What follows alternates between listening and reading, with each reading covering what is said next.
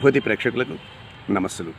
ఈరోజు మనం మాట్లాడుకునే అంశం చాలామందికి అవగాహన లేనిది, కాస్త ఆశ్చర్యంగా కల్పించే అంశం. అదే తలనీలాల సమర్పణ.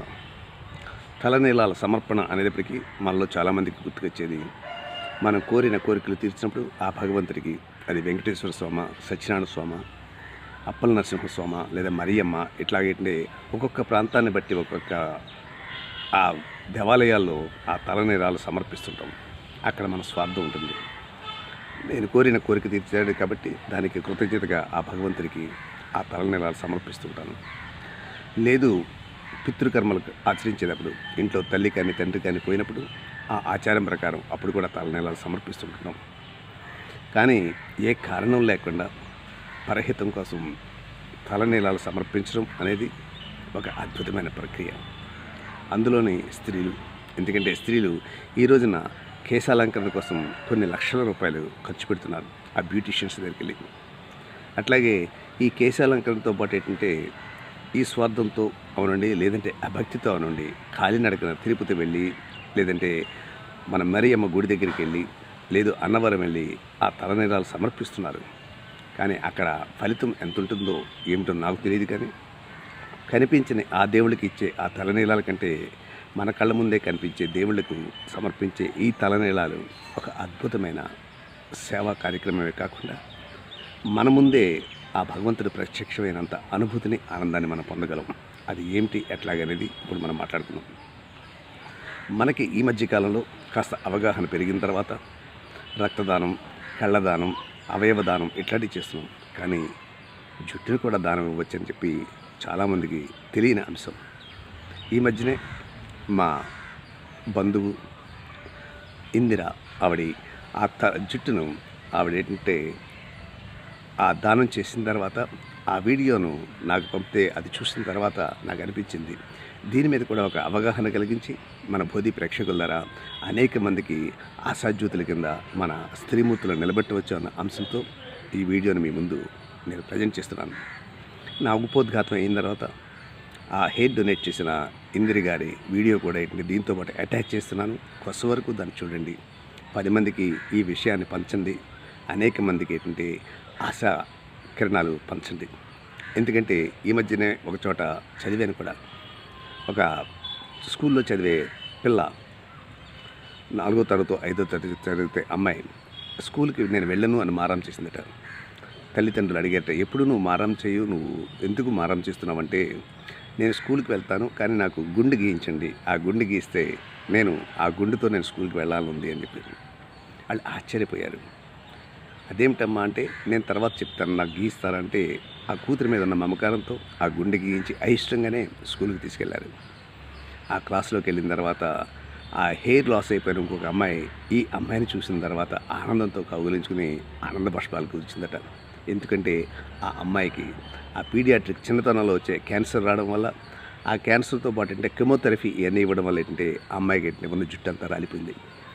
రాలిపోయిన తర్వాత తోటి స్నేహితులంతా కూడా అమ్మాయిని గేలి చేస్తుంటే, అప్పుడు ఆ ఆరోగ్యంతో పాటు ఈ మానసికంగా తెలియక ఆ పిల్లలు ఏడిపించి ఆ ఏడుపుతో అమ్మాయి మరీ దిగులు పడిపోతే, ఆ అమ్మాయిని చూసి నేను నీకు సపోర్ట్గా ఉన్నానని చెప్పి ఆ సంఘీభావం చెప్పడం కోసం ఈ అమ్మాయి చేసిన త్యాగం వేణోళ్ళు పొగడడం జరిగింది. సో అట్లాంటి త్యాగం గురించే ఈరోజు మనం మాట్లాడుకుందాం. మనలో చాలామందికి తెలియని నగ్న సత్యం ఏంటంటే, వరల్డ్ హెల్త్ ఆర్గనైజేషన్ వాళ్ళు ఇచ్చిన రిపోర్ట్ ప్రకారం భారతీయుల్లో ప్రతి 15 మందిలోని ఒకడు క్యాన్సర్తో ప్రతి సంవత్సరం మరణిస్తున్నారట. అట్లాగే మనకి ఈ గణాంకాలు తీసుకున్న 2020 లెక్కల ప్రకారం భారతదేశంలో 6,79,421 మంది పురుషులు, అంటే 94.1 అవుట్ ఆఫ్ 1 lakh క్యాన్సర్ వల్ల, అట్లాగే 7,12,758 మంది, అంటే 103.6 per 1 lakh స్త్రీలు క్యాన్సర్ వల్ల మరణిస్తున్నారని చెప్పి వాళ్ళు కూడా నివేదిక ఇవ్వడం జరిగింది.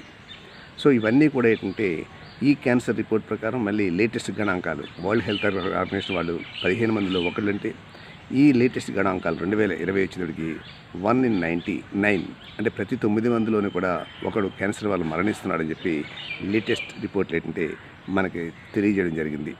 ఇవన్నీ కూడా చాలా భయంకరమైన చేదు వాస్తవాలు.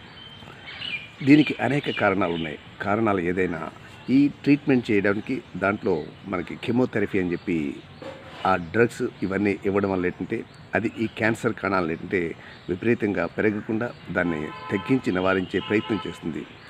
ఆ క్యాన్సర్ కెమోథెరపీ చేయడం వల్ల అక్కడ ఏంటంటే ఆ క్యాన్సర్ సెల్స్ని తగ్గించడమే కాకుండా దాంతోపాటు మిగతా సెల్స్ని కూడా అది చంపిస్తుంది. దాంట్లో ఏంటంటే ఈ జుట్టును పెరిగే ఆ కణాలు కూడా చంపేయడం వల్ల ఏంటంటే వాళ్ళకి కేవలం తల మీద ఉన్న జుట్టే కాకుండా ఒంటి మీద ఉన్న జుట్టు కూడా ఏంటి కెమోథెరపీ ఇవన్నీ చేసినప్పుడు అది రాలిపోవడం జరుగుతుంటుంది. ఎప్పుడైతే మానసికంగా క్యాన్సర్ అనేటప్పటికీ సగం మనిషి మానసికంగా చనిపోతాడు. ఎప్పుడైతే బయటికి వచ్చేటప్పుడు ఈ జుట్టు ఇవన్నీ లేకుండా ఉండేటప్పుడు ప్రతి వాళ్ళు అడగడం ఆ వ్యక్తులకి పరిచయం చేసుకోవడానికి కూడా ఏంటంటే వాళ్ళు సైకలాజికల్గా డిమారలైజ్ అయిపోతుంటారు. సో అట్లాంటి వాళ్ళకి ఏంటంటే ఆ విగ్గులు తయారు చేయడానికి వాళ్ళకి ఏంటంటే ఆ లోటు తీర్చడం కోసం అనేక స్వచ్ఛంద సంస్థలు ఏంటంటే ముందుకు వచ్చి వాళ్ళకి ఏంటంటే ఉచితంగా లేదంటే నామినల్ కాస్ట్కి ఏంటంటే వాళ్ళకి ఈ విధంగా ఈ కెమోథెరపీ ఇవన్నీ చేయించుకున్న వాళ్ళకి ఆ పేషెంట్ అందరికీ కూడా ఆ విగ్గులు ఇవ్వడం జరుగుతుంది.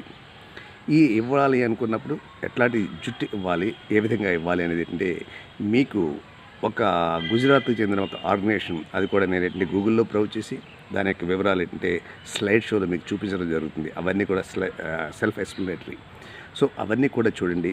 చూసిన తర్వాత వాళ్ళ నిబంధనల ప్రకారం ఏంటంటే మినిమం 12 ఇంచెస్ అంటే 30 cm అదేంటంటే హెయిర్ ఉండాలి. ఆ హెయిర్ని మనకేంటంటే హెన్నా ఎట్లాంటిది కాకుండా పర్మనెంట్ డైస్ వేసేది ఎట్లాంటిది ఏంటంటే అట్లాంటిది ఏది చేయాలి ఏది చేయకూడదంటే మీ అందరికీ కూడా గూగుల్లో బ్రౌజ్ చేస్తే అన్ని వివరాలు మనకు వస్తుంటాయి. అవన్నీ తీసి దాన్ని మనం డిటిటిసి ద్వారా ఆ క్వశ్చన్ ఇచ్చిన ఆ అడ్రస్కి పంపించడం లేదా ప్రత్యేకించి ఏంటంటే మనకు కూడా చాలామంది లోకల్గా విశాఖపట్నంలో కూడా చెప్పారు. 2-3 ఏంటంటే వాళ్ళు చెన్నై ఇవన్నీ కూడా పంపిస్తున్నారని. వాళ్ళే మన ఇంటికి వచ్చి వాళ్ళే మన దగ్గర నుంచి తీసుకెళ్ళడం జరుగుతుంది. ఈ విధంగా చేసి కొంతమందిని మనం సేవ్ చేయగలిగితే డెఫినెట్గా వాళ్ళ ప్రాణాలను రక్షించలేకపోయినా లేదు మనకు మోక్షం రాకపోయినా కనీసం ఉన్నంతకాలం ఏంటంటే వాళ్ళు ఆ వైకల్యంతో నాకు జుట్టు ఊడిపోయింది జుట్టు లేదన్న బాధ లేకుండా డెఫినెట్గా ఏంటంటే వాళ్ళకి కొంత చేదోడు వాదోడుగా అవకాశం వస్తుంది. కాబట్టి ఆ ప్రక్రియకి మీ అందరూ కూడా సహాయం అందించింది. ఒక వ్యక్తికి విగ్గుకి తయారు చేయాలంటే 6-7 స్త్రీల యొక్క జుట్టు దానికి అవసరం వస్తుంది. సో ఆ విధంగా ఏంటంటే ఎక్కువ క్వాంటిటీ కావాలి. కాబట్టి మీకున్న జుట్టులో 12 ఇంచెస్ దానం చేస్తే డెఫినెట్గా మన ఫుట్ ప్రింట్స్ ఏంటంటే ఎవరు గుర్తించినా గుర్తించకపోయినా జీవితంలో ఒక మంచి కార్యక్రమం చేసామన్న తృప్తితో మనం ఏంటంటే ముందుకు సాగడానికి అవకాశం వస్తుంది. కాబట్టి మీ అందరినీ కూడా ఆ వివరాలు చూస్తూ ఆఖరణ ఆ ఇందిరి గారు ఇచ్చిన ఆ వీడియోని కూడా చూసి వీలైనంత వరకు దీన్ని ప్రమోట్ చేయండి. అదేవిధంగా ఆ హెయిర్ని డొనేట్ చేయడానికి కూడా కృషి చేసి సహాయం చేస్తారని చెప్పి ఆశిస్తూ తర్వాత ఆ వీడియోని కూడా కొద్ది వరకు చూడండి.